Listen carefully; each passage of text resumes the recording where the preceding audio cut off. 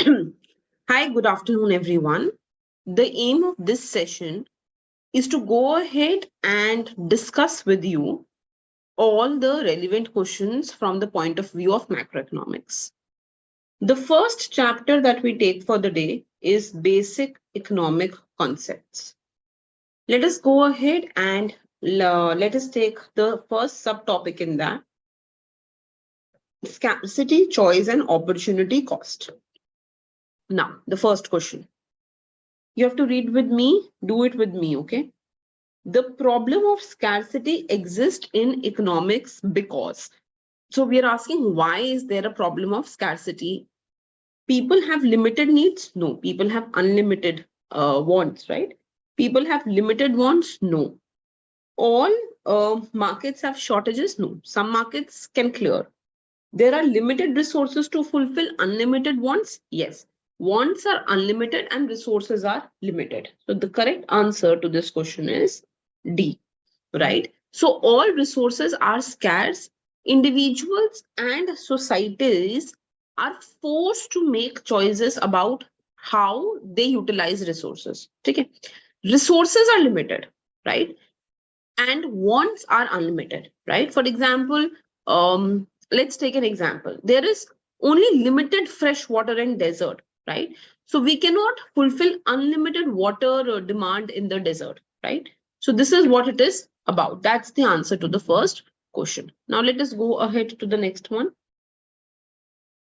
The basic economic problem of all countries is the existence of. So the basic economic problem of all countries is scarcity. That means that you have unlimited wants but limited resources. That's the problem of any economy. So scarcity is present in every economy. There are limited resources and no economy can fulfill unlimited wants from limited resources, right? And that's the reason why economy will face the problem of or the question of what to produce, how to produce, and for whom to produce, right?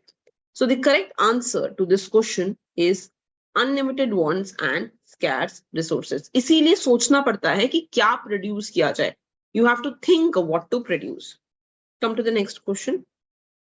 The critical problem of economics is, so again, beta, the critical problem of economics is that you have limited resources and you have to distribute them to fulfill the unlimited wants, right? So actually, again, same he question है, wording अलग है.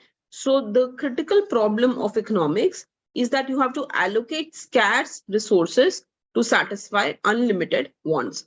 So wants are unlimited, right? Resources are scarce. So you have to allocate the scarce resources to fulfill unlimited wants. Better come to the next question. When one decision is made, there are alternatives that are not chosen. The next best alternative not selected is called. So we know that the next best alternative is called opportunity cost, right? So for example, when you have to go for a movie and the next best thing you can do with the movie money is maybe go to a restaurant to eat. So the opportunity cost is involved, right? That's the cost of the next best opportunity, cost of next best alternative, right? So answer is A. It is opportunity cost. Okay, come to the next question. Jiang prefers bicycling to running and he prefers running to swimming. So bicycling is preferred to running and running is preferred to swimming.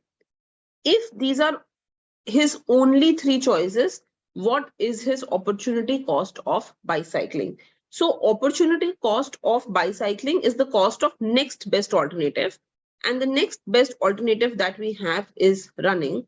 So in this case, answer to this question should be C. It is running. Right? Come to the next question. Which of the following is an example of a resource? Wheat, oven, pizza. So beta, resource is anything. It can be wheat. Wheat is a land resource. It can be oven also. Oven is a capital resource. It can be used to cook pizza. It can be pizza also, is it? No, pizza cannot be a resource actually. Why? Because pizza is the final good.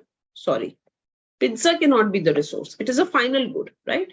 So resource is something which can be used to make something else. This is wheat, I can make dough for pizza. Oven I can use to bake pizza, but pizza I can't use further, right? So answer to this should be wheat and oven. That means D is the correct answer to this question. Okay, come to the next question. A truck driver receives safety training. What kind of resource has the truck driver acquired? So when you're getting some training, right? Training is always a human capital resource. So you have gone ahead and acquired a human capital resource. Training is always human capital, right? It is related to your productivity, right? Okay, come to the next question. Which of the following situations represents scarcity? Air pollution in a growing economy. Air pollution in a growing economy does not represent scarcity. देखो, air is not scarce, right? Clean air is scarce, but air nahi, right? So no. Floppy disks are no longer being produced. If floppy disks are no longer being produced, then they're obsolete. They're not scarce in nature. They are obsolete. So this is not the correct answer. There is a finite amount of coal in the physical environment. Yes, that is scarcity because coal is actually scarce, right? So, so when is something scarce, right? The definition of scarcity is when something is desired but limited. So once something is desired but limited, that is a scarce resource. So yes, coal is a scarce resource. So answer to this question should be C. Coal is a scarce resource. Okay, come to question number 9. Microsoft finds it difficult to hire enough skilled computer programmers. This statement represents the concept of. So you find it difficult to hire enough skilled computer programmers. That means skilled programmers are scarce in nature, right? They are valuable, but they are scarce. You don't have enough of them. So answer to this should be B, that resources are scarce in nature. Okay, come to the next question. The school cafeteria has pizza, chicken, or cheeseburger for lunch. You decide to have chicken, but if they were out of chicken, you would have chosen pizza.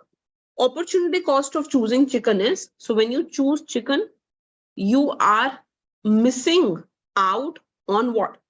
You're missing out on the second best opportunity, which is pizza. So answer to this question is A, that is pizza. Okay, come to the next question. If the supply of all resources were unlimited, then what will happen? So beta, if the supply of all resources is unlimited, then needs and wants would be limited? No. Technological research would no longer be necessary? No. Goods and service would be distributed equally? No. The concept of opportunity cost will no longer be relevant? Yes. By opportunity cost is the cost of next best alternative. But if I have unlimited resources, then I don't have to think about choosing between things, right? If there were unlimited resources, then economies would produce unlimited goods at no cost, right? We would never make choices because we don't have to make choices, right? So if resources were not scarce, there would have been no concept of opportunity cost. So answer to this question is this. There is no concept of opportunity cost in that case. So this finishes topic 1, which is based on scarcity. Let us go to topic 2, beta. Production possibility curve. Okay. Suppose the nation of econo land decides to produce only books and resources. According to the production possibility curve, a book production increases, the production of records will. So we know that production possibility curve is basically going to go ahead and going to, it's like this, right? So if I go ahead and I can only produce books and records, as I increase the production of books, the production of records should decrease, right? So when you move from one point to another, in order to increase the production of one thing, you decrease the production of the other thing, right? So answer to this question should be E, decrease. Okay, come to the next question. What conditions exist if an economy is producing a level of output that is on its production possibility curve? Okay. So if you are on the production possibility curve, you cannot have idle resources. You have used all the resources. सारे resources use कर लिए हैं. Equitable distribution of goods and services not necessary. Even on the production possibility frontier, you can be somewhere here. You can be here. So equitable distribution ho not necessary, right? Inefficient resource ka use nahi. You're not inside the PPF, you are on the PPF, right? No idle resources and efficient use of resources, correct. There is no idle resource left. You are on the PPC. So you are using it to the most efficient manner possible. Okay, come to the next question. A point inside the production possibilities curve represent. So when you are inside the PPF, it means that you are inefficient, right? So clearly the answer to the question is inefficient. So you have to just remember, if you are inside the PPF, you are inefficient. If you are on the PPF, you are efficient. If you are outside the PPF, it is not achievable. So these are the 3 points that you have. Okay, beta, come to the next question. The production possibility curve will shift outwards for which of the following reason? Unemployment rate decreases. So just think about it, It says it will shift outwards. So when unemployment rate decreases, then I cannot shift the curve outward. I can employ more people, but I am not going ahead and I'm not able to go ahead and produce more than what my economy can produce. Are you getting it? You can only go ahead. So basically unemployment, this may seem as a tempting answer to you, but a decrease in unemployment, it will only bring the economy closer to the PPF or PPC. So you may be inside the PPC, and when unemployment decreases, you will become closer to achieving the PPC, right? So unemployment rate decreases cannot go ahead and cannot shift the PPC outwards. This is incorrect, beta. There is significant natural disaster. No. When there is a natural disaster, it cannot go ahead and it cannot shift your PPC outwards. ऐसा नहीं हो सकता ना that you become more efficient, right? And then that you're able to shift your PPC outwards. That's not possible. So this would be an incorrect answer. Okay, come to the third one. Technology improves worker productivity. Yes, that's the correct answer. Only a new technology is able to go ahead and produce more output with the given resources. So if I take cloth here and if I take food here, with better technology, I may be able to produce more cloth, more food, right? So my PPC will shift outwards, right? So the correct answer to this question should be a new technology, which means it is C. Okay, come to the next question. The following 3 questions refer to the following graph of a country's production possibility curve. Okay. What's the question? If one land mover is currently being produced, the opportunity cost of producing the second lawn mover is. So I'm currently here. I'm producing one, I'm at point A. And I want to go to point B. I want to increase its production by 1 unit. How much of rakes would I be giving, beta? 95. minus 85, that's 10. I will be giving 10 to produce 1, right? So the opportunity cost will be 10 bricks, right? Come to the next question. Which of the following combination represents an inefficient level of production? 100 rakes and 5 lawn mowers. 100 rakes, 105. So beta 100 rakes and 5 lawn mowers together. This is unachievable. This point A, this is unachievable, right? Okay, the next part says 95 rakes and 1 lawn mower. That's this point. This is achievable and efficient. So this is not inefficient. This is not inefficient. 85 and 2. 85 and 2, that's here. Again, on the PPF, not inefficient. 70 and 2. 70 and 2, that's here. 70 and 2. This is inside the PPF. So therefore, this is an inefficient level, right? So answer to this question should be D. This is inefficient level. Okay, come to the next question. The best combination of rakes and lawn mowers for this economy is, so now it is asking which is the best combination. But a best combination to nahi bata sakte. All the points that are on the PPF, they are the best combinations, right? They are the most achievable points, right? So you cannot go ahead and think that one is better than the other. I can't go ahead and say that, you know what? I can't go ahead and say that, you know, point A is better than point B or B is better than C. That's not what we do, right? So the best point or the best combination of rakes and lawn mowers, that is something which will be indeterminate with the current information. Okay, come to the next question.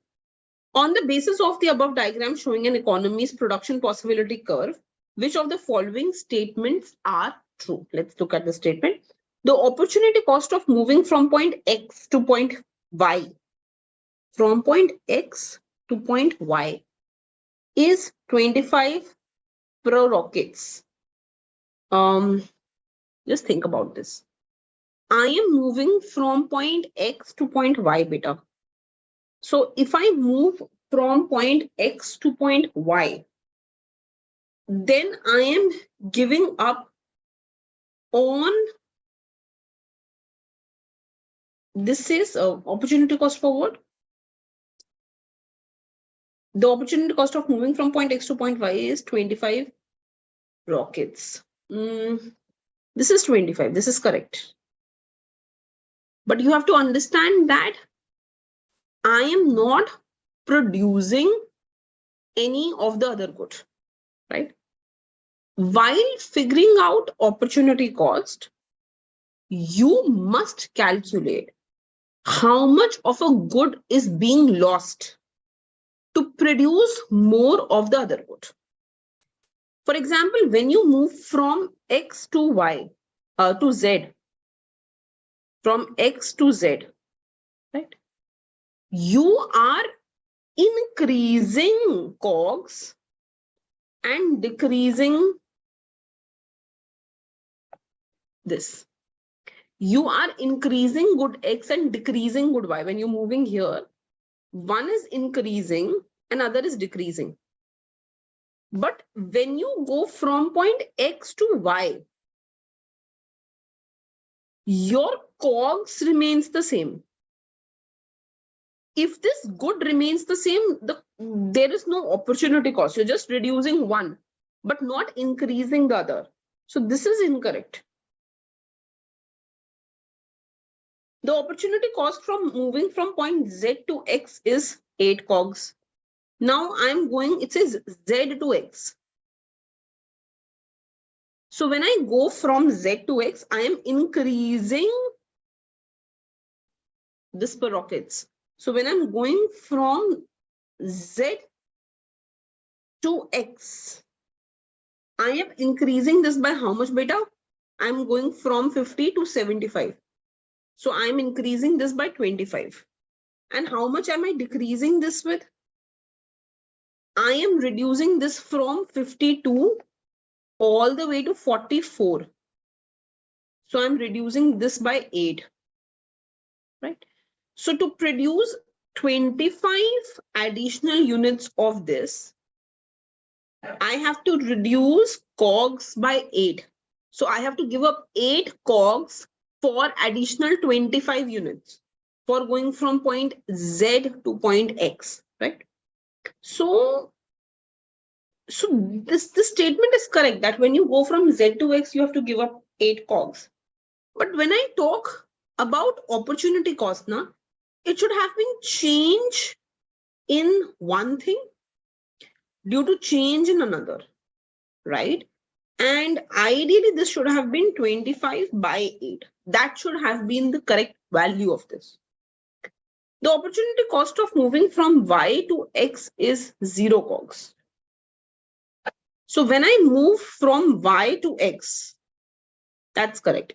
When I move from Y to X, I am able to increase this by 25 units without giving up on a single cog, right? So that's the correct statement. That's correct, right? So answer 3 is correct, right? So it says which of the following statement is true? So acha, this was X to Z. I thought it's X to Y. The first question was X to Z beta. X to Z. So you're going ahead and you're giving up on 25 sprockets for increasing the cogs production by 8 units. I just thought we're going from X to Y. So in that sense, we will go ahead and we will say that E is correct. E is the correct option, right? Okay. Now let's go to the next question. On the basis of the diagram above, showing an economy's production possibility curve for two goods, what does point F represent? So F is a point that is beyond the PPF. If it is beyond the PPF, you cannot achieve it. It is an unachievable point. So answer to this question should be D. A level of production that is unattainable with current resources. You cannot attain this point with the current resources.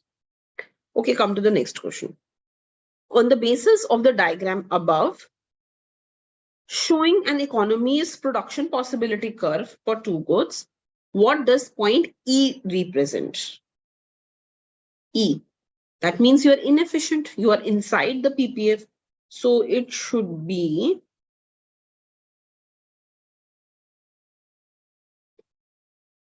point C. Answer C seems correct to us. It is attainable. You can easily attain it. It is inside the PPF, but it is not efficient because you're not on the PPF. So answer should be C to question number 10. Okay, come to the next question. Based on the diagram above, suppose economy is now producing 2 tractors. What is opportunity cost of producing the 3rd tractor? So I'm already producing 2 tractors better. That means I'm here.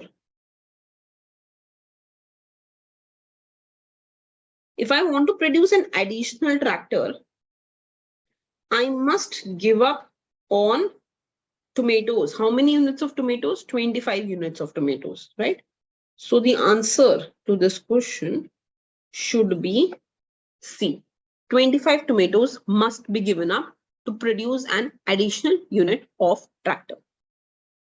Okay, come to the next question. An economy can be using resources more efficiently when it can increase its opportunity cost, it can distribute equitably, no, it can reduce poverty, no, it can make industrial production more profitable, no, it can make some people better off without making the other people worse off, yes. Answer to this question is E.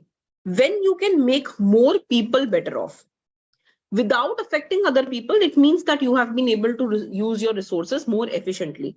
That's the definition of Pareto efficiency also, right? So you are able to go from a Pareto inefficient point towards a Pareto efficient point. Okay.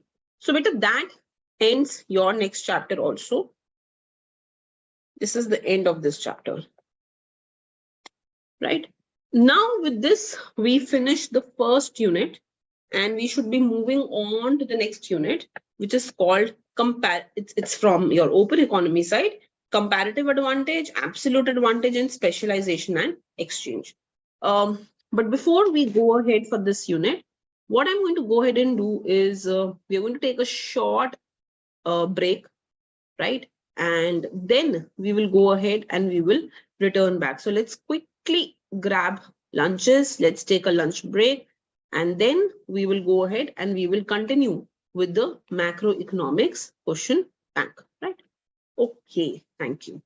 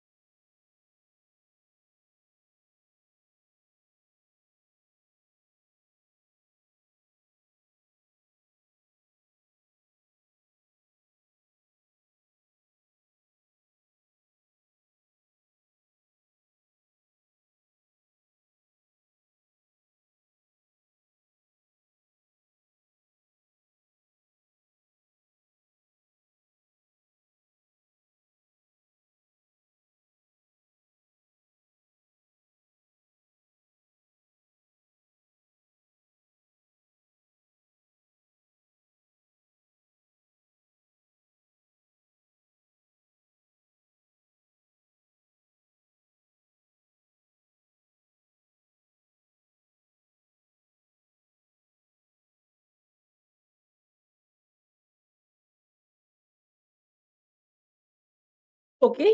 Hello, good afternoon, everyone. Let us go ahead and again begin with the new question answer session, which is going to be on comparative advantage, absolute advantage, and specialization. Okay, so the first question of this is, it says, an economy is said to have absolute advantage in the production if what of the following will be true. So, beta, when we talk about absolute advantage is simple. You should be able to produce more of the product than the other commodity in absolute terms. So, produce the good which is more in absolute terms, which means it should be D, right? It should be D. Produce higher quantity of that good other than the other economy, right? Opportunity cost ko check nahi karne. Don't confuse absolute advantage with comparative advantage. Absolute advantage is a very simple concept. Absolute advantage is just asking which economy can produce more of a good or service. It is not concerned with opportunity cost. Do not confuse yourself. So answer is D. Come to the next question. An economy is said to have comparative advantage in production of a good if now opportunity cost is involved. It is said to have comparative advantage whenever you can produce a commodity with lower opportunity cost. So if I can produce a commodity with lower opportunity cost, that is called comparative advantage. So answer should be A. Produce the good at a lower opportunity cost than the other economy. Okay, come to the next thing. Use the table below to answer the following questions. Okay, so okay. Now let's see this. What is the domestic opportunity cost? Domestic opportunity cost of producing one cell phone in Northland and Southland before specialization and trade. So before specialization, it is asking what is the opportunity cost of producing one cell phone. Okay, let's see at the answer. So Northland can either produce 20 TV or 40 cell phone. 20 TV or 40 cell phone. So I must give up on 20 TVs to produce 40 cell phone. I must give up on 20 TVs to produce 40 cell phone. So answer ho gaya beta, this should be half. So 0.5 TVs. For every cell phone, I just have to give up half a TV. Hai ki nahi? For every cell phone, I must give up half TV. So when I give 10 TVs, I produce 20 cell phones. When I give 20 TVs, I produce 40 cell phones. Southland ka dekho. I must give up on 10 TVs to produce 10 cell phones. So that means 1 TV per cell phone. So answer will be 1. So answer to this question is A beta. 0.5 TVs and 1 TV respectively. Is this clear? Okay, now come to the next part.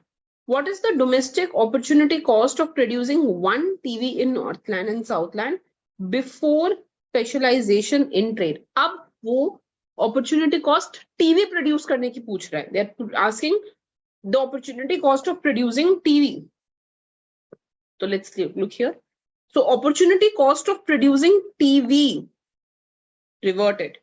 You have to give 40 cell phones, then you will be able to produce 20 TVs. That means you have to give 2 cell phone per TV.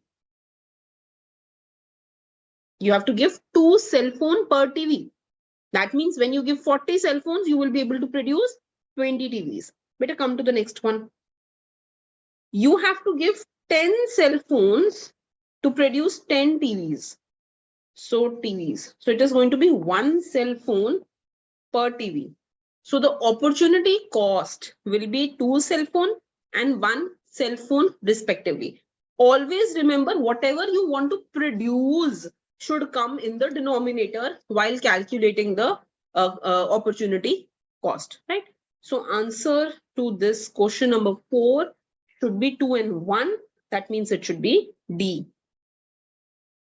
Right? Come to the next question.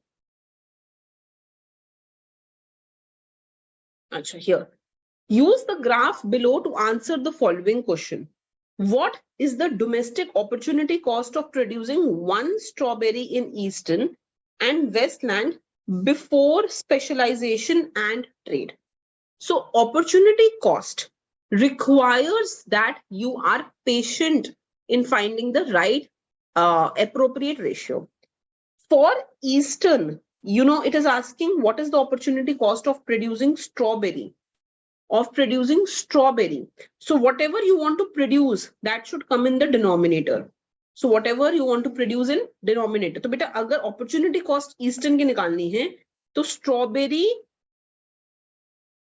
should come in the denominator and radios should come in the numerator. So one strawberry will cost you 20 radios. Buy 10 strawberry. That means it costs you 2 radios per strawberry. This is a little tricky. Try to understand this.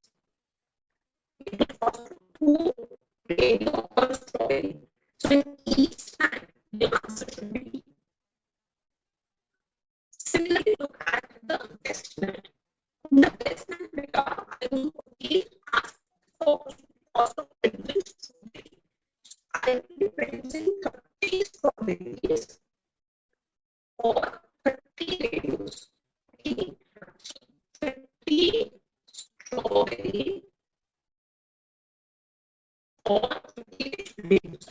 I want to produce strawberry in the denominator. So that means I will give up 1 radio per 1 strawberry. When I increase the strawberry, I will increase the production. So answer should be 1. So the answer to this question should be D. D is the answer to this question. Can we come to the next question? Which of the following statement is best at the statements? Eastern has an absolute advantage in wheat production. Western has an absolute advantage in strawberry production. So let's go ahead and think about it.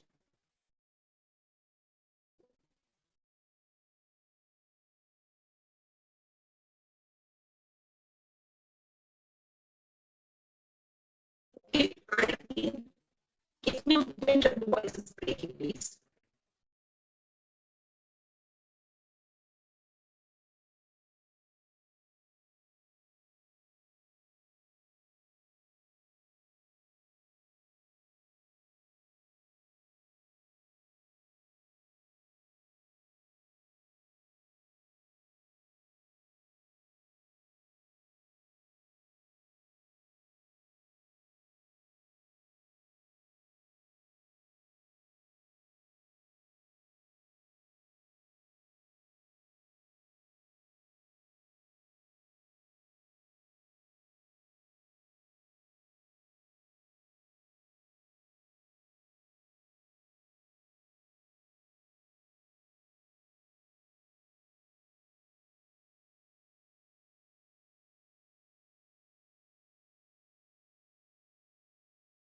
Okay, please give me in the comment section if the voice still breaks, okay? So let's look at the next question.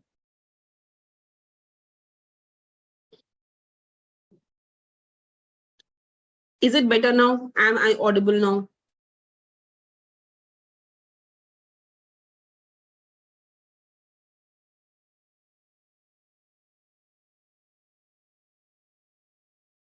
Okay, please give me in the comment section if the voice still breaks.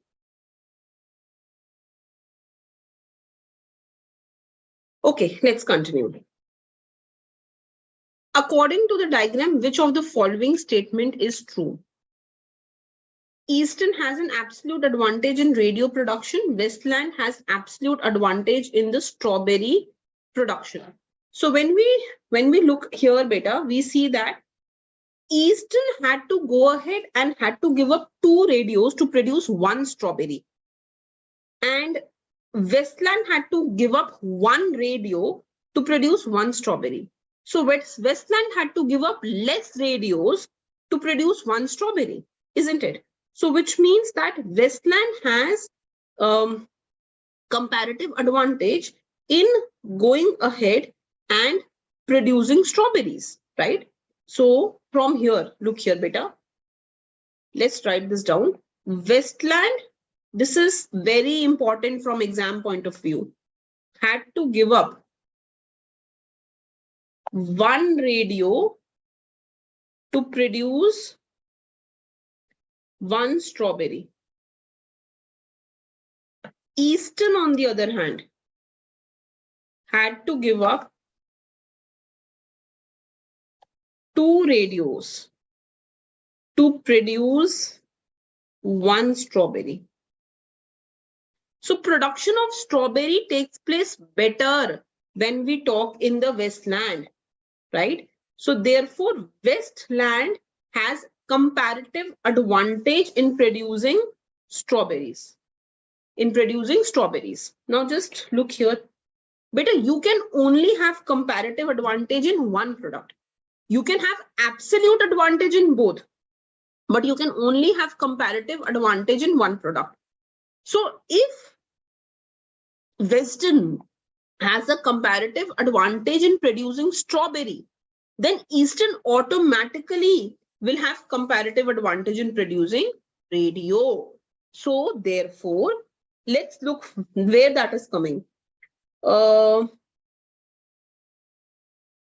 This is correct. Eastern has comparative advantage in producing radio.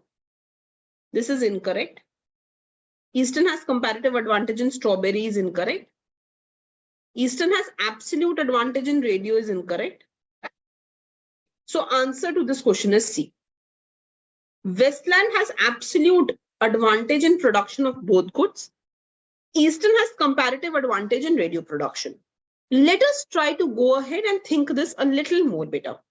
Look here. When you look at the production frontier of Westland, it is above Eastern. Because this is above Eastern, that means Western has absolute advantage in both products. When Eastern could produce 10 by putting all its resources to produce strawberry, Western could produce 30. When Eastern could produce 20 radios, if it puts all its resources, Western could produce 30. So Western has absolute advantage in both the products. Now talk about comparative advantage. We saw that Westland uses less, it has to give up less radios to produce strawberries. So along with having absolute advantage in both, Westland has comparative advantage in strawberries. Comparative can only be in one. So if Westland has comparative advantage in strawberry, that means that Eastern has comparative advantage in the other product, which means radio. This is the complete analysis that we have. Very important question. Okay, come to the next one, beta. Under what terms of trade would both Eastern and Westland find it mutually beneficial to specialize in trade? It will be mutually beneficial to engage in trade when the term of trade offers it a lower cost when trading than the good if it were to be produced itself. So let's write this down. This is again a very, very important question from a lot of exam point of view, from IGIDR, from Gokhale, from Iift, IIFT, very, very important chapter. Okay. So CUET, others also, huh? But currently Iift, may this definitely comes, an IGIDR. So an economy, let's write this down, beta. An economy will only engage in trade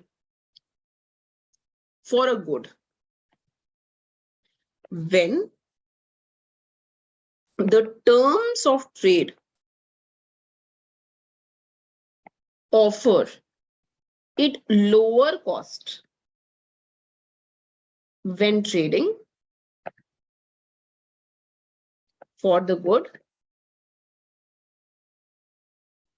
than the cost if it were to produce the good itself. Now, if Eastland, देखो ध्यान से समझो, if Eastland were to produce strawberries itself, it had to give up 2 radios. 2 radio देता तो 1 strawberry बनती. So if it had to produce the good itself, it had to give up 2 radios. So if after trade, it has to go ahead and give less radios, right? Or for the same strawberries, it can get more radios, right? Then you will be going ahead and you will be having a comparative, I mean, you will be benefiting from trade. So before trade, he had to give up 2 radios to produce 1 strawberry. ठीक है जी. अब अगर मैं इसमें देखूं तो यहाँ पे तो 1 स्ट्रॉबेरी के अगेंस्ट 3 रेडियो देने पड़ रहे हैं इनकरेक्ट, क्योंकि before trade only I was giving 2 radios. 1 strawberry के अगेंस्ट 1 रेडियो, 1 स्ट्रॉबेरी के अगेंस्ट 0.5 रेडियोस, कौन सा होगा? So ideally you can think that all these 3 would be correct. यही लगेगा ना from eastern point of view.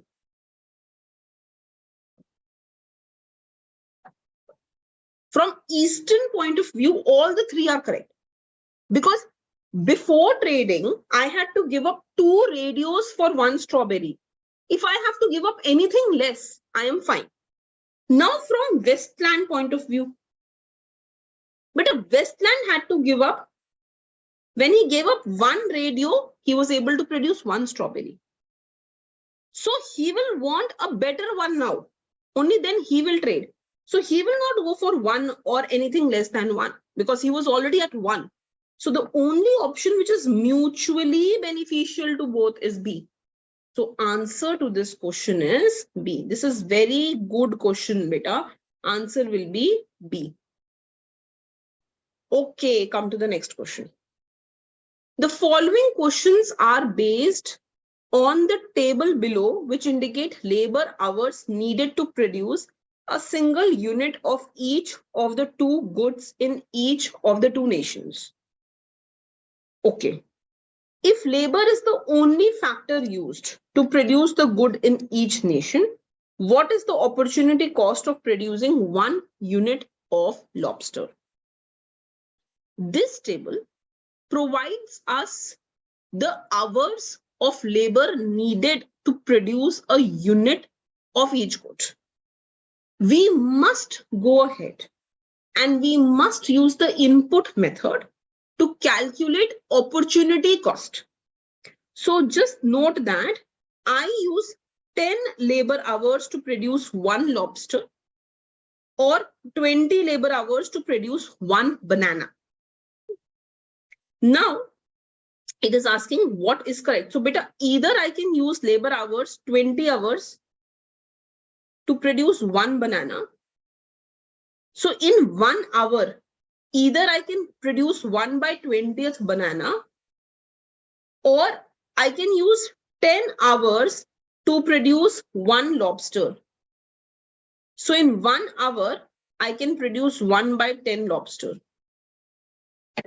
अब दोनों hour 1 hour में आ गए. So either I can go ahead and produce 1 by 20th banana, or I can produce 1 by 10th lobster.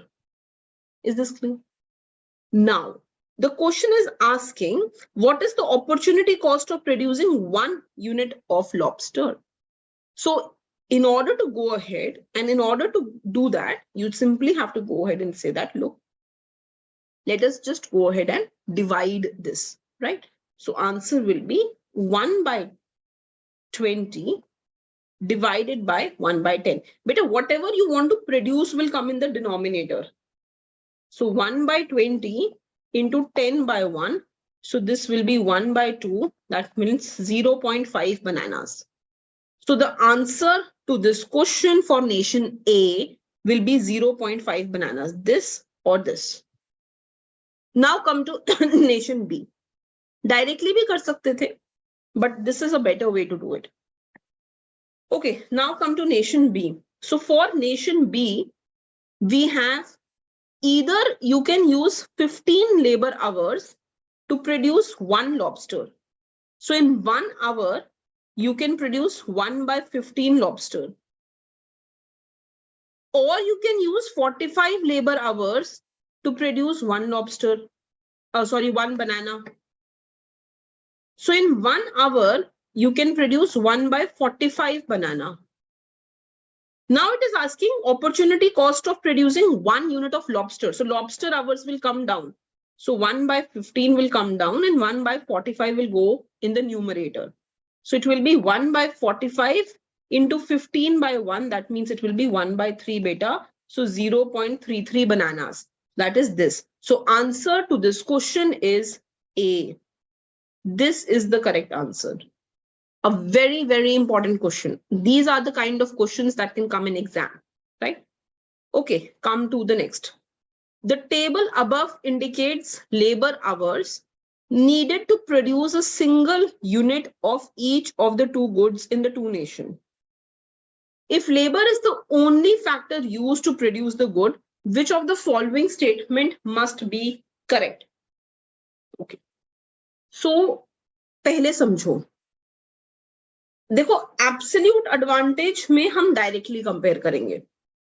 I will not find any ratio. Comparative में हम opportunity cost निकालेंगे. We will find ratios.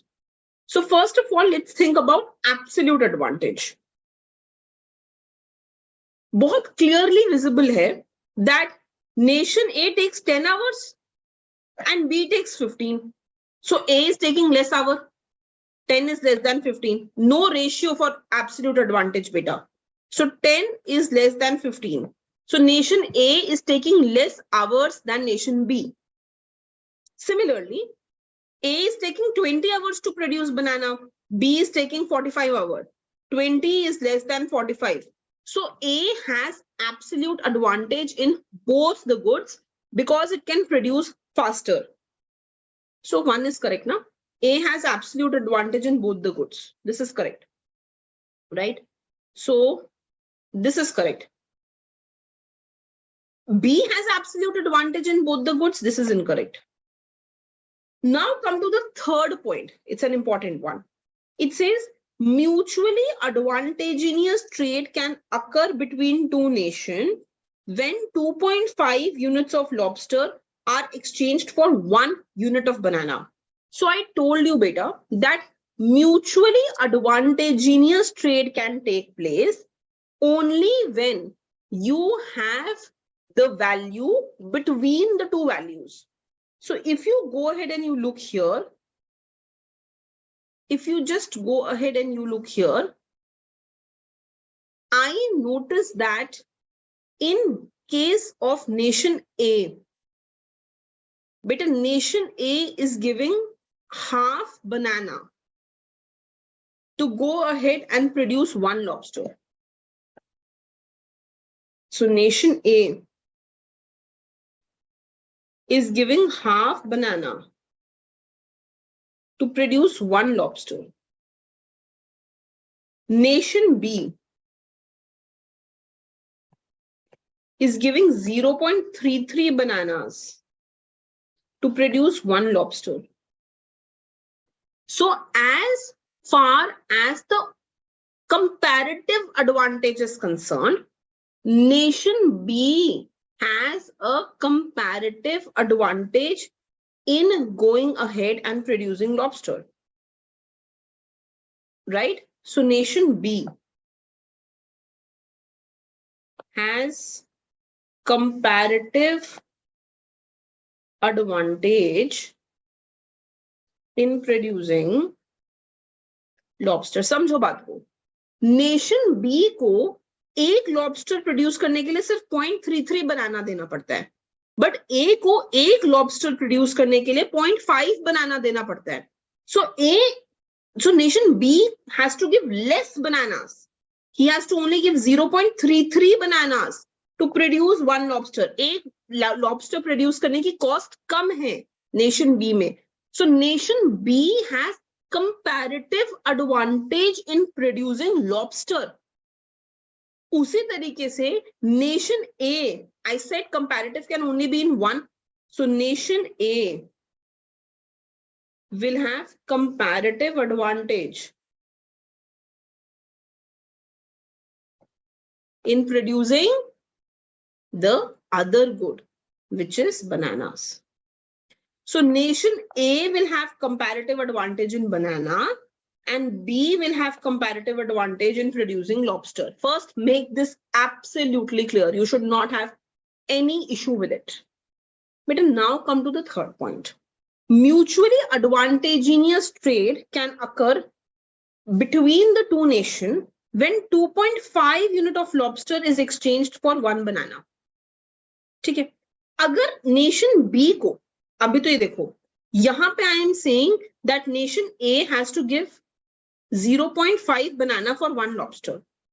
If I reverse this, then beta for one banana, nation B will have to give 2 lobsters. Ulta ho gaya, reciprocate. And for one banana, nation B will have to give 1 by 0.33. That means 3 lobsters. तो एक बनाना produce करने के लिए nation ए को 2 lobster देने पड़ रहे हैं और बी को 3. Anything between this, anything between 2 and 3 is mutually beneficial. And this is what we are getting here. 2.5. So yes, this is correct. So answer to this question is that 1 and 3 are correct statement. Very, very tricky questions hote hain ye. You have to use your entire patience to solve this question. So 1 and 3 are correct. Okay, come to the next one, beta. If Northland and Southland were to specialize and trade, Northland would find it advantageous to, okay. We are not given any table, is it? Or did I miss out on the table? You can leave this question because I have not given any table here. I just missed out on giving the table.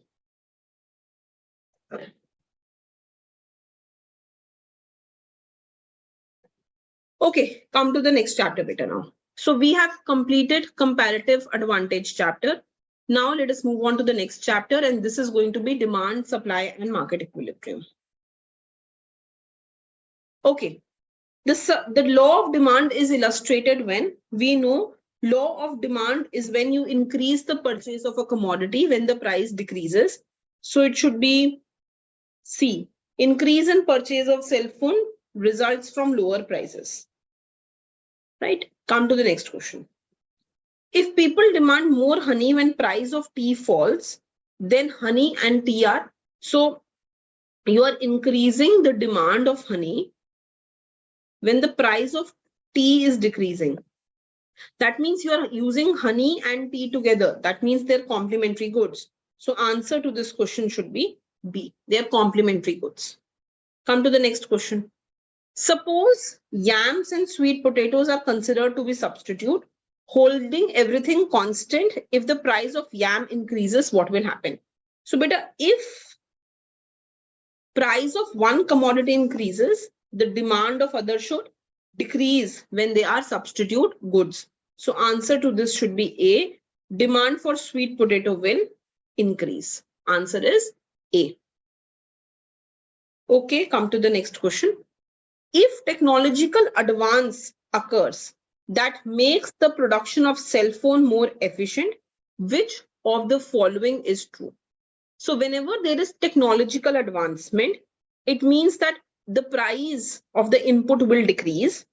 When price of input will decrease, the supply will increase. So answer to this question should be B. The supply of cell phones will increase. Okay. Come to the next question. A shift to the left of the supply curve can be caused by, so beta, this cannot be the case. This will increase the supply. This is demand side. Increase in cost of producing input. So answer is C. Okay, come to the next question. The following diagram refers below shows the demand and supply of sandwiches per week. At a market price of 7, clearly supply is more than demand. Which of the following will happen? So supply is greater than demand. Whenever supply is more, demand is less, it causes surplus of the commodity. So answer to should be surplus of the sandwiches by how many units beta? 40. ये देखो यहाँ 70 आ रहा है और यहाँ 30. So surplus is 40 units. Right? Come to the next question. Suppose population in an economy were to increase, which of the following would occur? So whenever population increases, demand increases. So demand curve should shift to the right.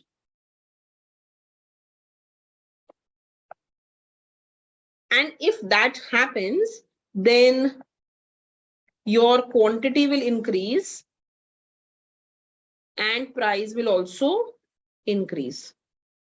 Right? So answer to this question should be price will increase, quantity will increase. Quantity supply भी increase होगी ना, movement along the supply curve. So this is also correct. So answer should be E. All the three options are correct. Come to the next question, beta.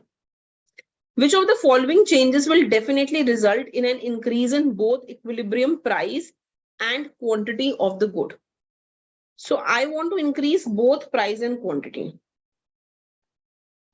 So look at the first one. When supply increases and demand increases, but it doesn't mean that price will change. Na? Price can remain the same. So no, that's incorrect. Look at the next one. When supply increases and demand does not change. Oh, sorry. This is D, D dash, and S. When supply increases and demand does not change. So beta, if supply is increasing and demand is not changing, price will decrease now. I cannot increase the price. Look at the third one. This is also incorrect. The third one says when supply is unchanged and demand increases. So this is demand, supply. Supply is unchanged and demand increases. That will increase the quantity also and increase the price also. So C is correct. Answer to this question is C. Okay, that's the end to this part also. Now we begin with the next part. It is called macroeconomic issues, business cycle, unemployment, inflation, growth. Let's look at the first question of the day. Okay, it says a recession is described as a period. So beta, recession is any period when the unemployment is high, output is reducing. That is what recession refers to. So a period of falling output and employment is called recession. So answer to this question should be E. Come to the next question.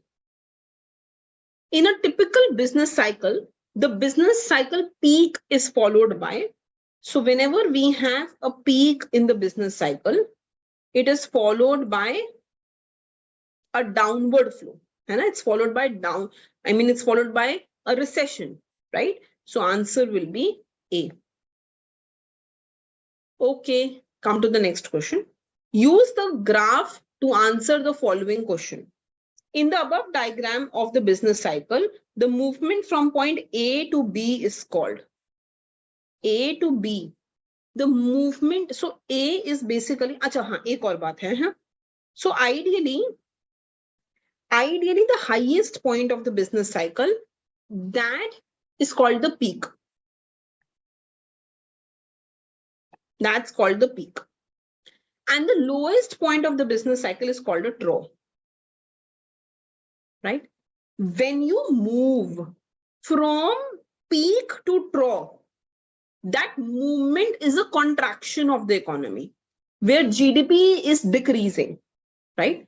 So when you move from peak to trough, that movement is a contraction in the economy, right?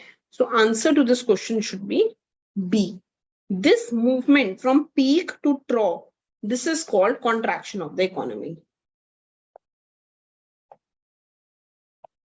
Right? Okay, come to the next question.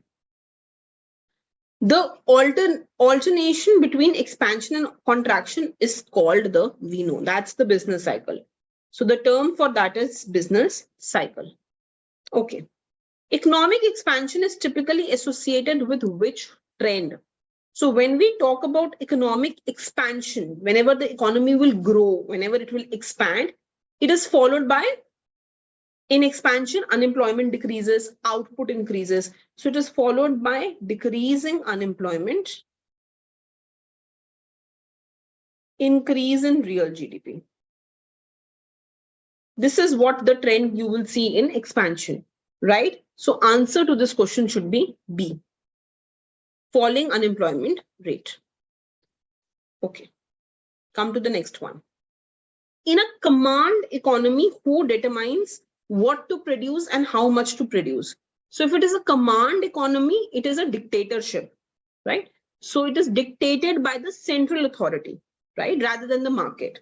So answer to this question should be B, by central planning agency. Okay, come to the next question.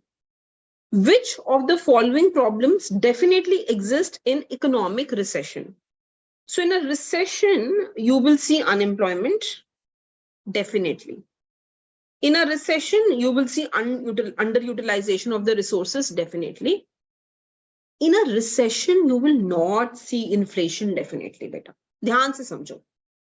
Recession mein unemployment is falling, is increasing. Employment is falling.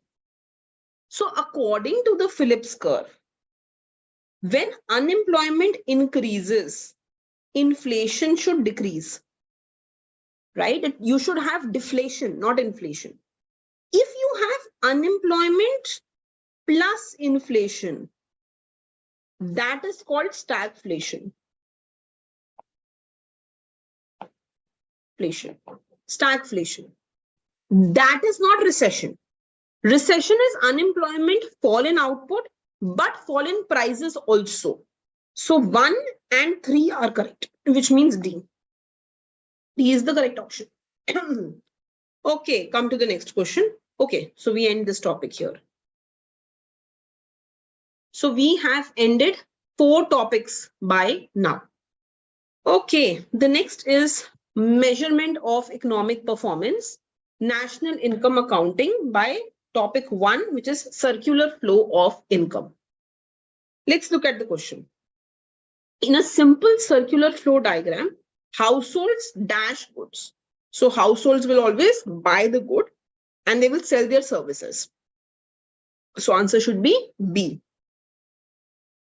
Households will buy the goods and serve, and in return sell their labor, right, to the firms. So answer is B.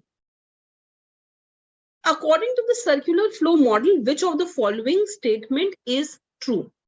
So circular flow model, households are demanders in both markets? No. Households are demanders in the product market and suppliers in the factor market? Yes. Households demand product and supply factors. So B is correct. Okay, come to the next question. Which of the following is not a part of household's income? Wages are there, profit is there, rent is there, interest is there. Saving is not income, beta. Okay, saving does not represent income. Saving represents proportion of the income which you don't spend. It's not the income. So income can be either saved or consumed, but saving itself is not income. So answer B is incorrect. That means this is what the answer should be. Okay. Use the diagram below to answer the following questions. Let us have a look at the questions. According to the circular flow diagram, how does the government fund its spending? So look here. This is the government. The government can fund its spending by taking money from household in the form of taxes. So the correct answer to this question should be D. According to circular flow of income, what is the GDP of this economy? So let's go back to the question. Beta, what do you see as the GDP of this economy? Dekho zara. You can add, so I can find out GDP of this economy using the income method. And using the income method, GDP should be wages plus profit or dividend plus interest plus rent. So wages ho gayi, wages, profit, rent and interest ek saath hi aa gaya as 700. So the GDP of the economy should be 700. So answer to this question will be C, 700. According to the circular flow diagram, what is the GDP of this economy? Why is this asked again? I think so.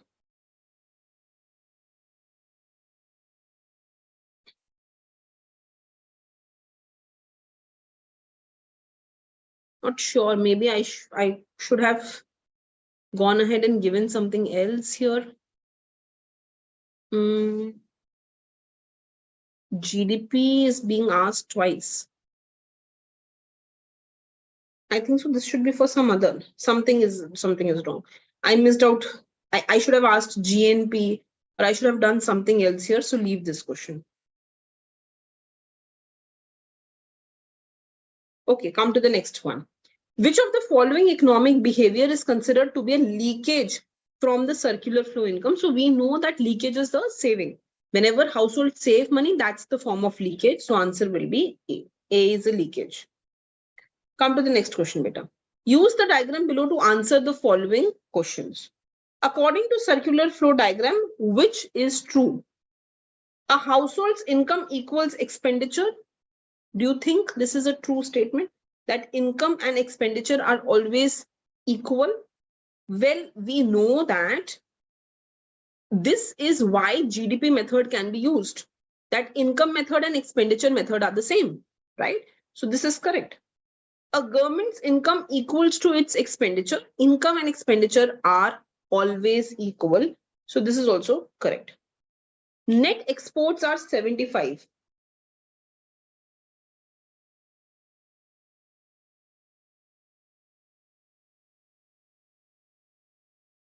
Okay, so if you go ahead and you look at net export should be export minus import, right? It should be export minus import.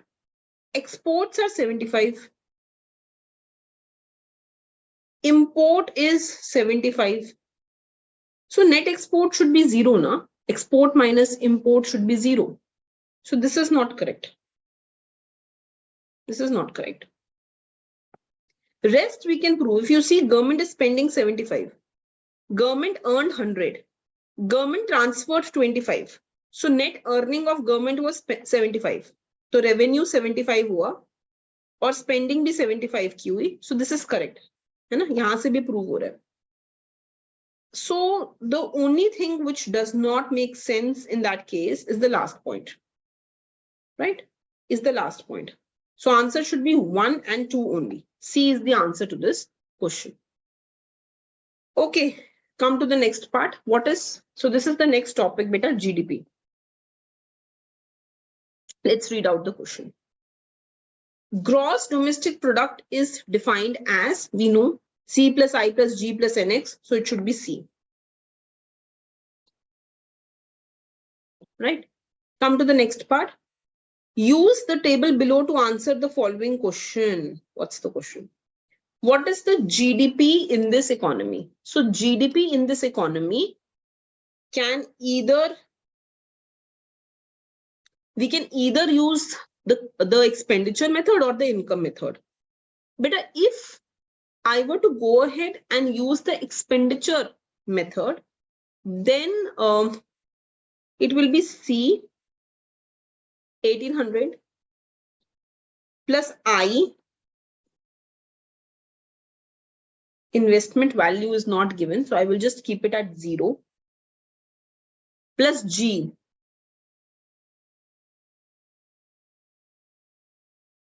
this is import, this is export, this is unemployment benefit, this is interest, this is G, this is sales tax, this is R, and this is I. So I is 400.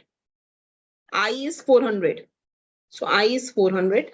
C, I, G, G is 1100. N, X. So export is 100 and import is 200. So NX will be minus 100. This is your GDP of the economy, right? So it will be 3200. So the GDP of this economy will be 3200. So answer to this question will be B. Beta, you could have used the income method also to find GDP of the economy. So you could have done that wages plus profit or dividend plus interest plus rent. That is the GDP of the economy. You could have done that. Be sure in that case that you exclude the sales tax and unemployment benefit if you use this method. ये नहीं आएगा कहीं पे भी and unemployment benefit भी नहीं आएंगे. You should get the same answer of 3200. Okay, come to the next question.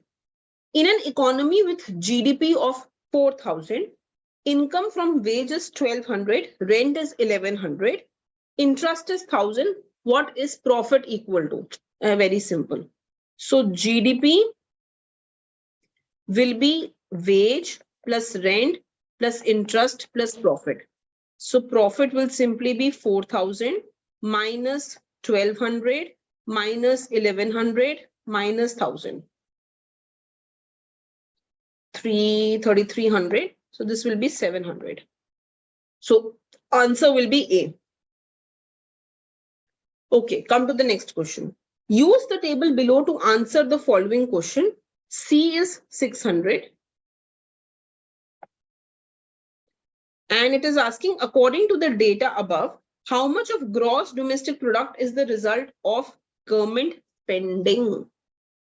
So that means how much is the how much GDP is due to G? That is what the question is asking. So please understand this thing. While calculating government spending, one must go ahead and add all the government spending, whether it is local government, state government, or national government. So local government has spent 300 and the federal government has spent 200. So the total government spending that I have beta is 500. So G is equal to 500 in this case. That means answer will be E. G is 500. This is what it is asking.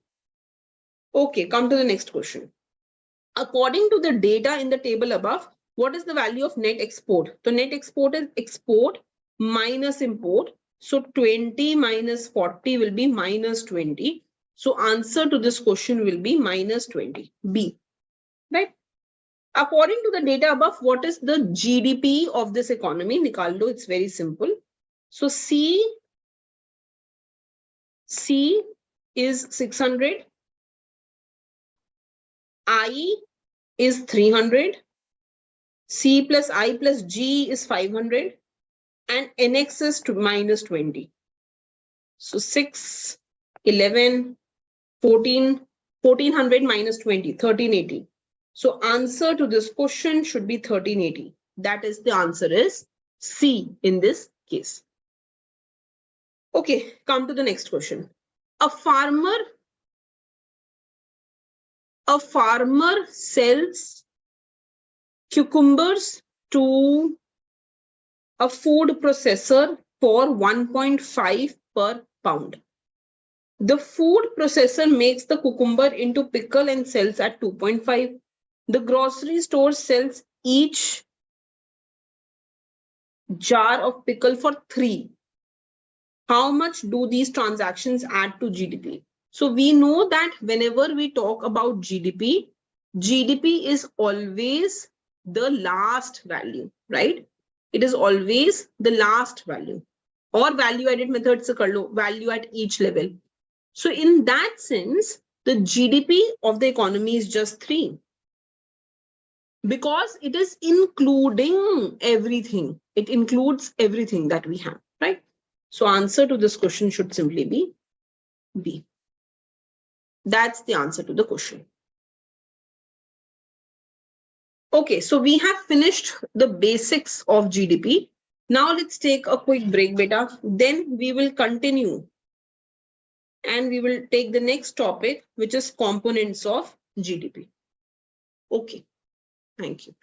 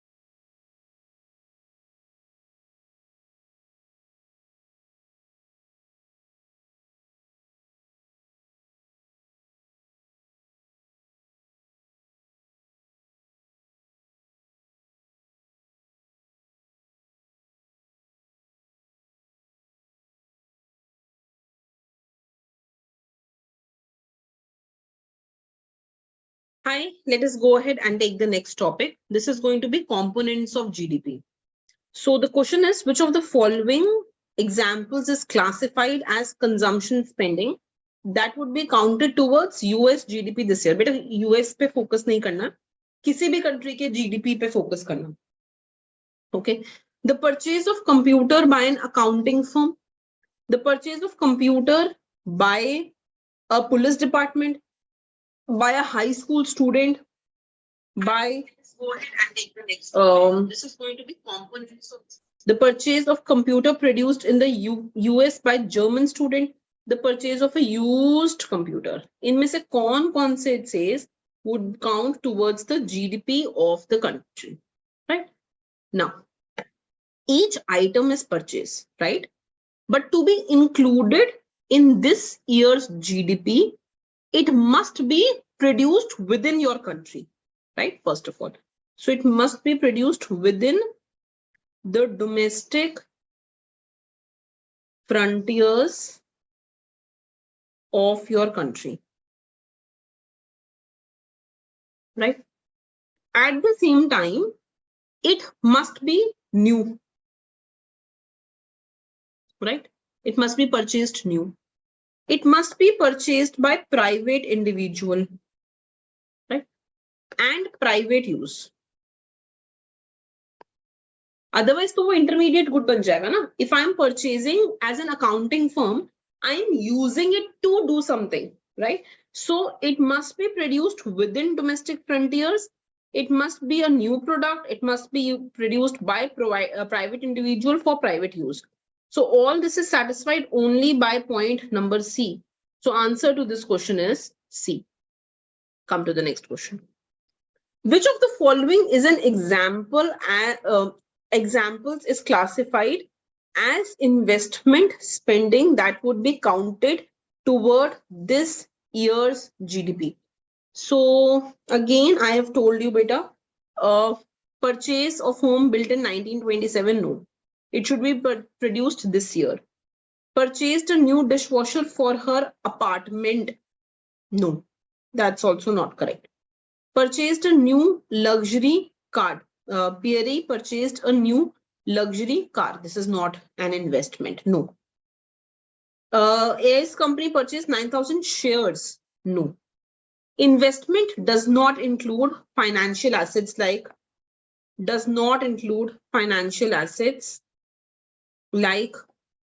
stocks, bonds.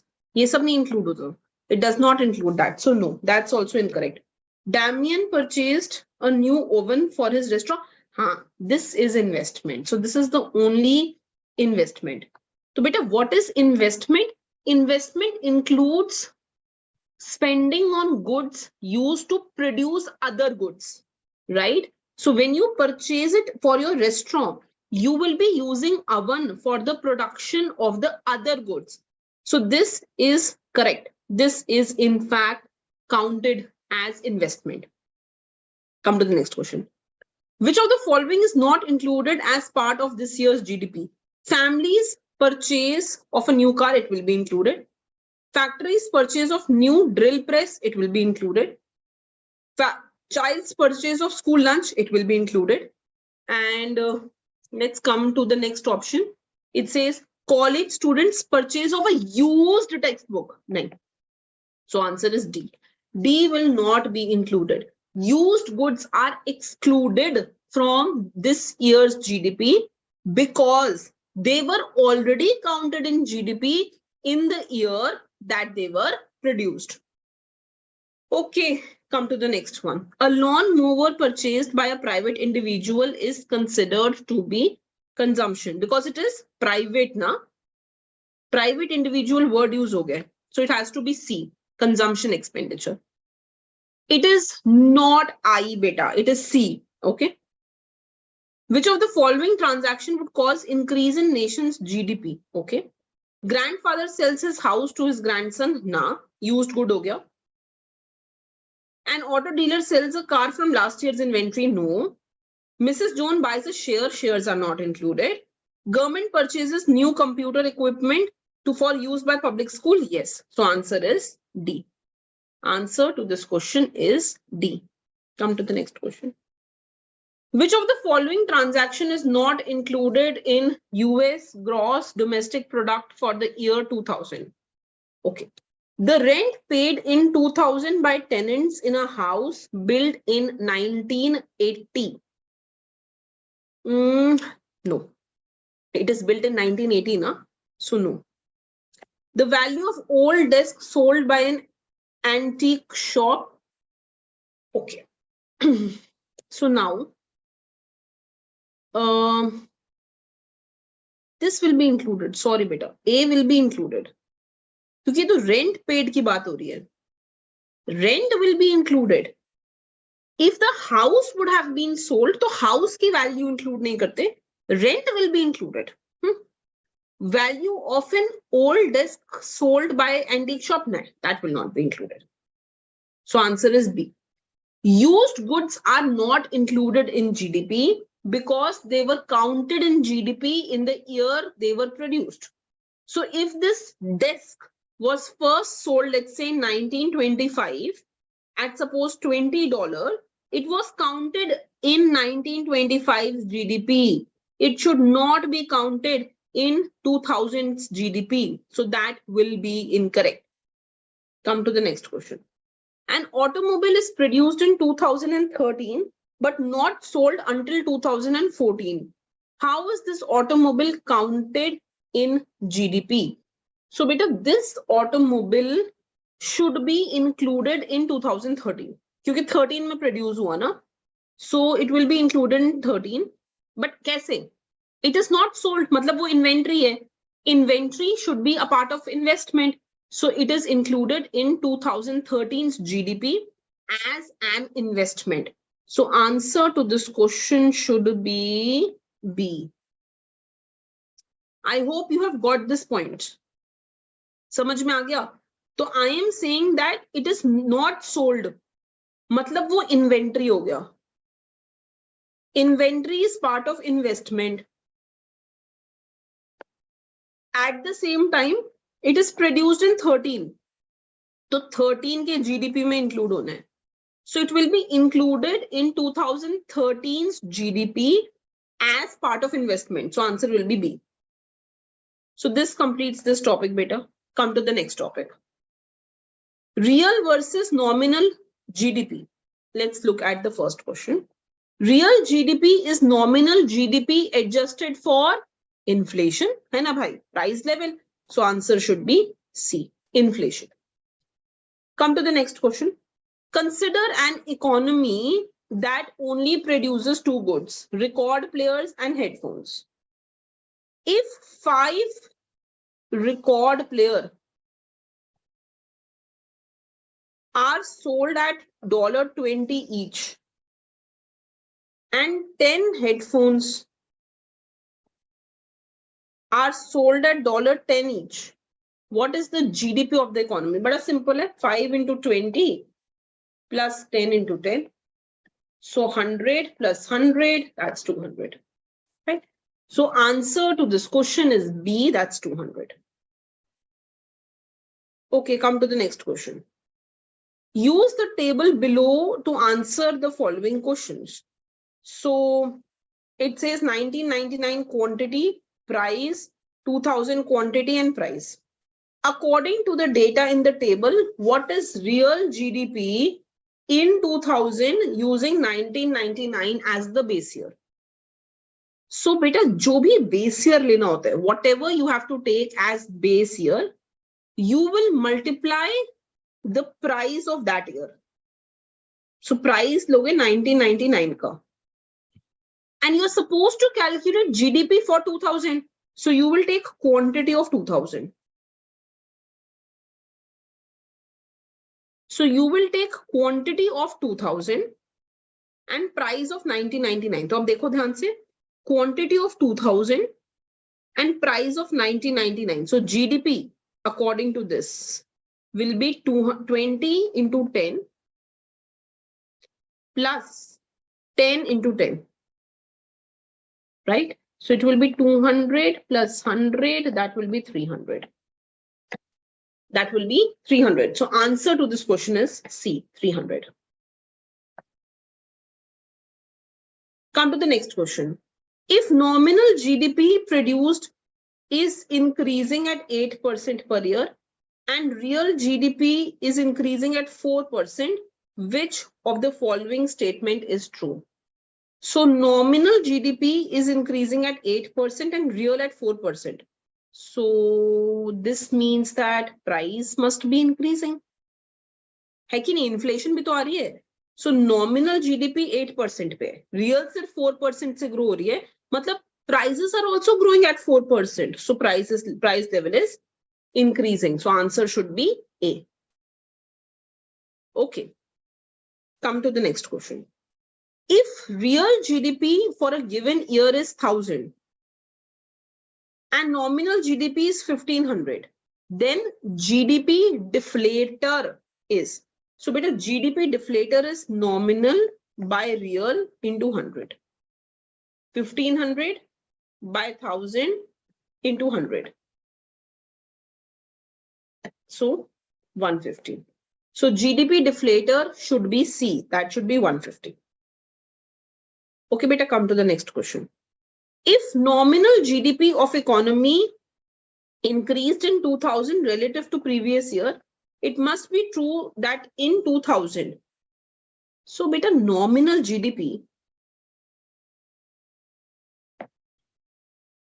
is price into real GDP. So if this is increasing,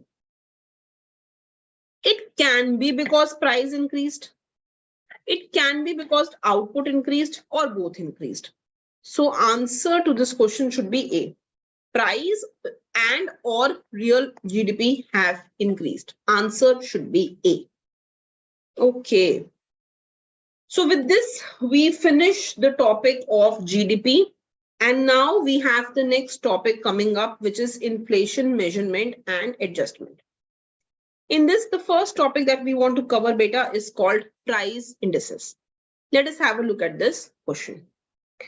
What does the consumer price index? So beta, as you would know, all of you have this book on your platform, right?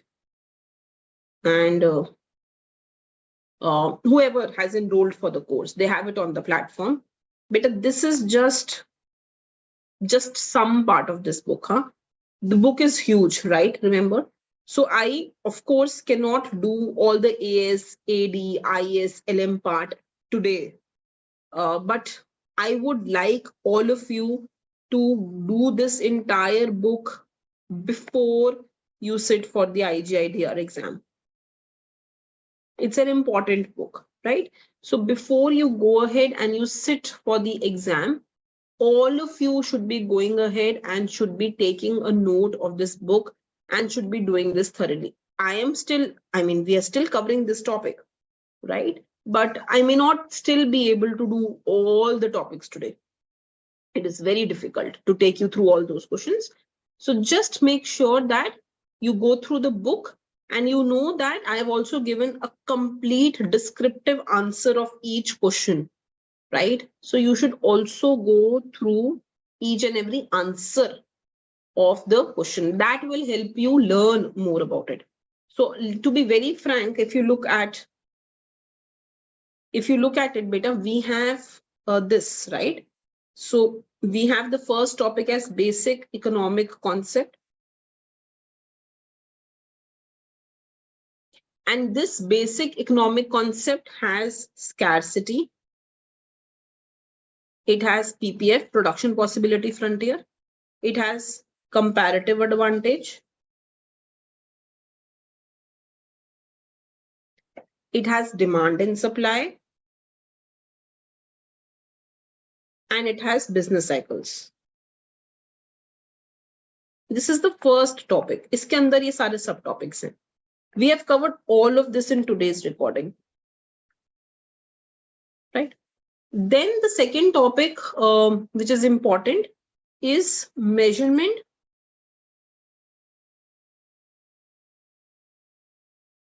of economic performance.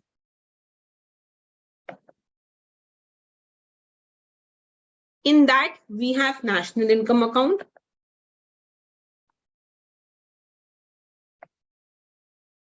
We have inflation. We have unemployment. But I have covered this for now. We have started with inflation. Abhi hum consumer index and all ki baat kar rahe hain, that's part of inflation. Then beta, after this, if you look into the book, after this you have national income, in which you have AD, AS, equilibrium. Then you have financial sector questions, जिसमें demand of money, supply of money, इन सब पे question है. So in which you will find question related to money demand, money supply, loanable markets, central bank properties, right? And then beta, you will see questions related to stabilization policies, right? So if you look further, you will have questions on stabilization policies. हर एक का explanation ना मैंने वहाँ पे अच्छे से दिया है. So fiscal and monetary policy, and then you have the Phillips curve. ठीक है बेटा. Finally, you have open economy, in which you have BOP, foreign exchange market, all of this. You have BOP, foreign exchange market, you have import export, capital inflow, international this. So import, export, these are different chapters. Financial capital flows and exchange rate, something like that. 4 chapters are there. So beta, this is the entire booklet that is provided to you on your study with the study material, right? So we have still tried to cover this, and this. And now beta, we are doing this.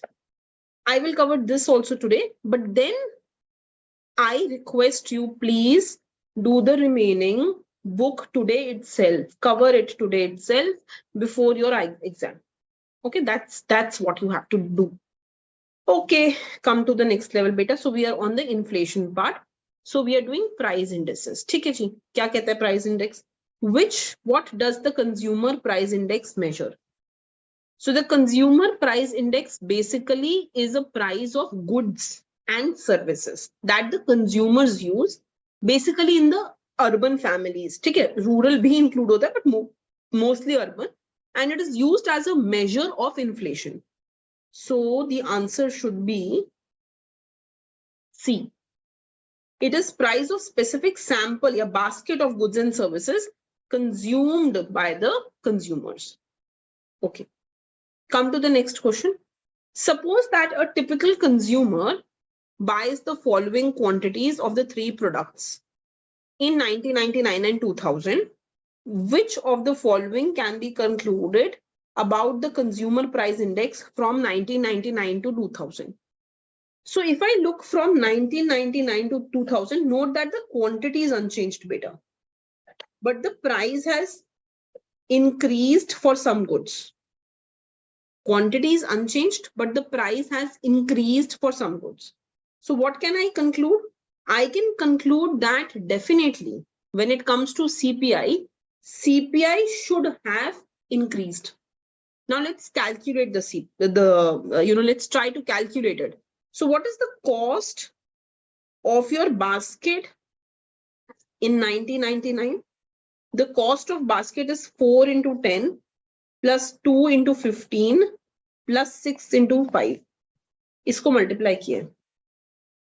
So what is the cost of the basket? 40 plus 30 plus 30. So 100.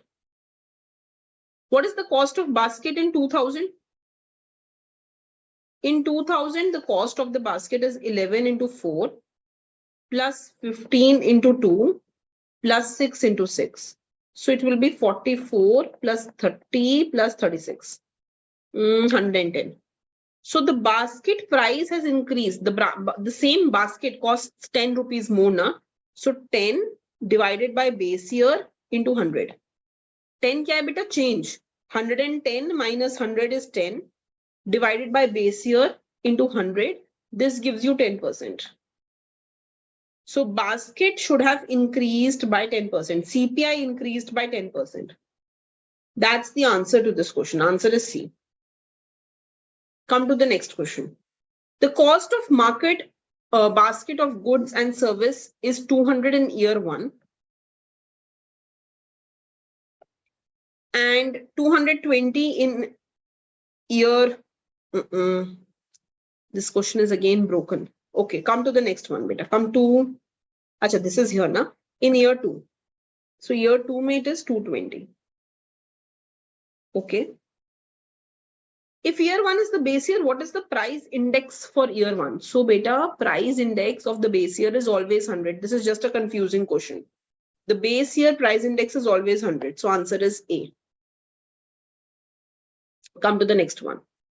The cost of market basket of good and service is 200 in year 1, 220 in year 2. If year 1 is the base year, what is the price index for year 2?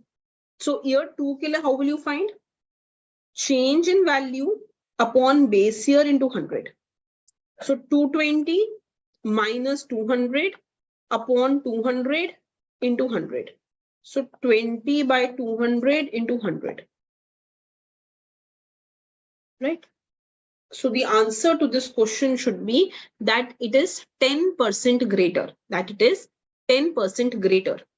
Samajh mein aa raha hai? This value is coming down as 10. So if the base year index is always 100 beta, so it has to be 10 more, right? So next year it will be 110. So answer will be B. Answer will be B, right? Okay, now let's go ahead and do the next question. The cost of market basket of goods and services is 180 in year 1, 240 in year 2. If year 2 is the base year, year 2 is the base year, the price index for year 1 is, so year 2 is the base year, beta. Okay. So how can you go ahead and do this question? So another formula of this is basket of price in whichever year you want to calculate. Current year upon price in base year into 100. तो current year में, current year ही हमारा year 1 है, is 180. Base year is 240. This is what it says now. Into 100. So 6 3s are, 6 4s are, 25. This will be 75. So answer to this question should be A, 75. So another way to calculate this is beta basket price in the current year by base year into 100. ये याद रखना है, ठीक है? Okay, come to the next question. Use the following table to answer the following questions. The rate of inflation from year 2 to year 3 is, so inflation rate is calculated as consumer price index in the current year minus consumer price index in the previous year upon consumer price index in the previous year into 100. So consumer price index in the current year, kahan se ja rahe hain hum? We are going from year 2 to year 3. So year 2 to year 3. So in year 3 it is 110. In year 2 it is 100 upon 100 into 100. So this will be 10%. So answer to this question should be A, 10%. Okay, come to the next question. The rate of inflation from 4 to 5 is, so from year 4 to year 5. So 150 minus 125 upon 125 into 100. So 25 by 125 into 100. So this will be 1, 5. So this will be 20%. So it should be 20%. That means answer should be, did I make some mistake here? From year 4 to year 5 should be 20%. Just have a look, beta, if I've made some mistake here. I don't think there is any. 150 minus 125 is 25. Divided by 125 is 1 by 5. Into 100, that should be 20%. So we will keep the answer as 20% here, rate of inflation. Right? Okay, come to the next question. If consumer price index increases from 100 to 200, which of the following is true? So beta, if consumer price index is doubling, मतलब market basket जो है, जो आप goods खरीदते हो, whatever you buy, the value of that has doubled, right? So all prices in the economy on an average, जो consumer basket है, उसके लिए double हो चुके हैं. So answer to the question should be the price in the average consumer basket have doubled. All नहीं, सिर्फ उनके जो basket के अंदर goods हैं, उनके prices double हुए हैं. So the consumer price index, it measures price of market basket of selected goods, and only for those goods the price would have doubled. Okay, had it been GDP deflator, that is taken by the total price of the basket of good in one period and dividing it by the total price of the same basket in another period. याद रखना है, ठीक है? Okay, so come to the next question. If market price of goods and services 90 in the base year and 135 in the current year, what is the value of the GDP deflator? Again, so let's find out. So GDP deflator will be current year by base year into 100. So these are 4, 5, 15. It should be 150 beta. So answer to this question is E, 150. Okay, come to the next question. In particular year, the nominal GDP was 100, while real GDP was 80. What is the GDP deflator? So GDP deflator can also be written as nominal GDP by real GDP into 100. So